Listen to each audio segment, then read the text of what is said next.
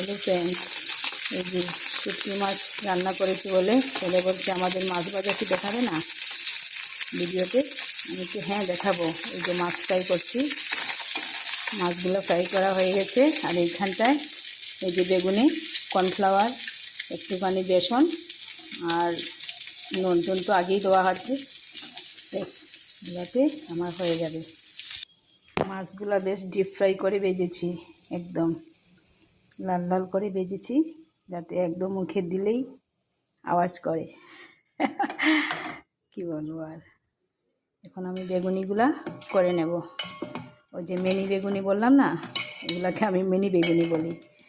কিছু একটা বললে বাচ্চারা খেতেও ভালোবাসবে, যেটা কি এমনিতেই বলে যদি যে না এটা এমনি বেগুন দিয়ে করেছি, তাহলে ওদের আর রুচি হবে না খেতে। তাই বলছি মিনি বেগুনি বললে খেয়ে নেবে। আর এটা তো ছোটো না দেখতে বেগুনগুলো, কিন্তু খুব কচি।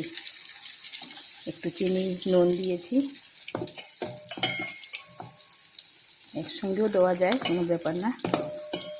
এটাতে সব একখানি ভাজা হয়ে যাবে। ভাজা হতেও একটু টাইম নেয় না, চটপট হয়ে যায় এই বেগুনিটা।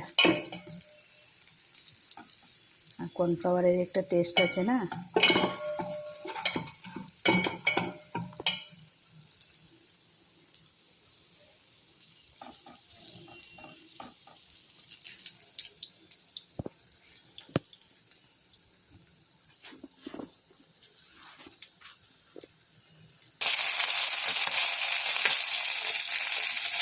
দেখতে পাচ্ছ বন্ধুরা, এই যে ঢাকাটা খুললাম, এখানে দিয়ে দেবো।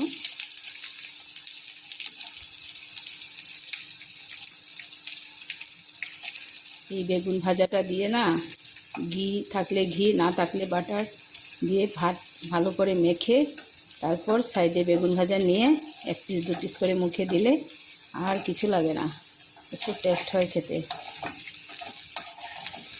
আর যেরকম খুশি তুমি এইগুলা নাড়তে পারবে, নাড়াচাড়ার কোনো ভয় নেই, ভাঙ্গারও ভয় নেই যে ভেঙে যাবে, এটাও হবে না। একটুখানি ঢাকা দিয়ে রাখলাম, মানে সিদ্ধটা একটু ভালো হবে। মানে যে কোনো জিনিসই একটু মানে ভেতরটা যদি একটু ভালো করে না হয় তাহলে তো প্রবলেম হয়ে যাবে না, ওরা খেতে চাইবে না, বলবে এগুলো কী শক্ত হয়ে গেছে। একটু সফট হতে হবে তো, বেগুন ভাজা বলে কথা। আর নুন হলুদ দিলে আর একটু চিনি দিলে খুব টেস্ট হয় খেতে। বেগুন ভাজাতে একটু চিনি দিতেই হয়।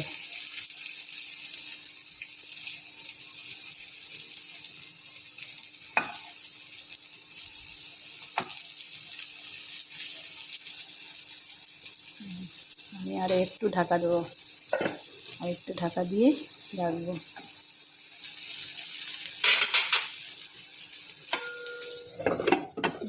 ঢাকা দিয়ে রাখলাম, ঢাকা দিয়ে রাখছি আরও 1 মিনিট, একটু পরেই না।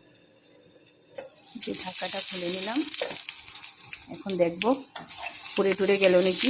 না, পুড়ে যায়নি, লাল লাল হয়েছে। এরকম লাল লাল হতে হবেই, না হলে তো আর ভালো লাগবে না খেতে। দেখেছ, আমরা যে লম্বা লম্বা বেগুনগুলো আনি তখন তো ওগুলা শুধু তরকারি খাওয়া হয় না, সবাই তো এটাই ভাবে। কিন্তু আমি এগুলা দিয়ে ছোটো মিনি পকোড়ার মতো বানাই। এটা পকোড়াও বলতে পারো, বেগুনিও বলতে পারো, যার যেমন ভালো লাগে, যে যেটা নাম দিয়ে পছন্দ করো। খুব ভালো লাগে খেতে। এই যে লাল লাল হয়েছে, এটার খাওয়ার টেস্টই আলাদা।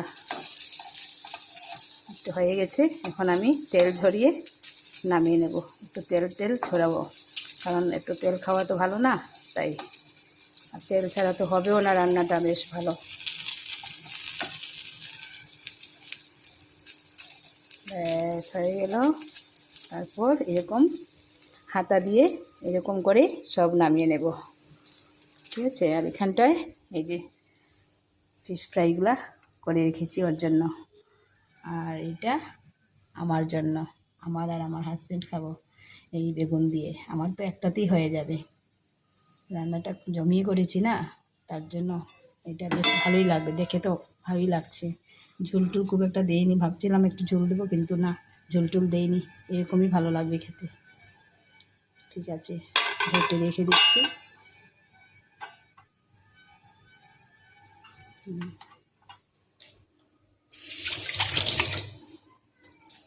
হয়ে গেছে।